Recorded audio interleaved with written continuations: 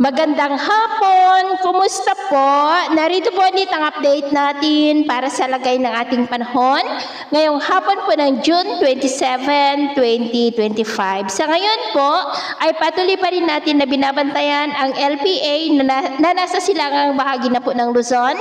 Malapit po sa ating power line boundary pero malayo na po yan sa ating kalupaan about 1,660 km east ng Cagayan. At kumikilos po yan pa-west, northwestward at kung papasok yan sa ating area of responsibility ay posibleng dyan lamang sa may northeast tip boundary ng ating area of responsibility at bahagya rin nitong mahahatak ang habagat.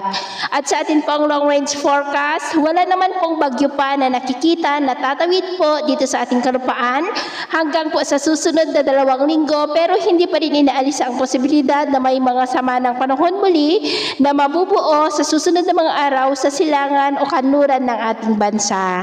At sa lagay po ng ating panahon, ngayong hapon ay nakakaranas ng maulap na kalangitan with isolated rains ang ilang bahagi ng Ilocos Region, Cordillera, ilang bahagi ng Cagayan Valley, Nueva Ecija, Quezon, Laguna, Batangas, Bicol Region, Mimaropa, Aklan, Capiz, Iloilo, ilang bahagi ng Negros, Cebu, Bohol, Leyte, Samar Provinces, Northern Mindanao, Caraga, Davao Region, Sorsogon at Zamboanga Peninsula. At mamayang gabi po may mga isolated rains pa rin sa ilang bahagi ng Northern Luzon, ilang bahagi lamang ng Tarlac, southern part ng Quezon, ilang bahagi ng Bicol Region, Mindoro, Romblon, Capiz, Iloilo, Negros, Central Visayas, Northern Samar at sa malaking bahagi ng Mindanao.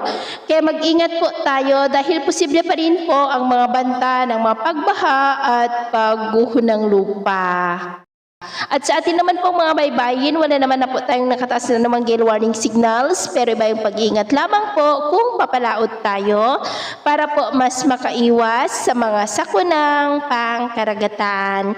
So ito na ang latest update natin sa araw na ito. Ako po muli si James na nagsasabing sa kahit anong pagsubok po na darating sa ating buhay, huwag na huwag po tayong mawawalan ng pag-asa. Thank you and God bless!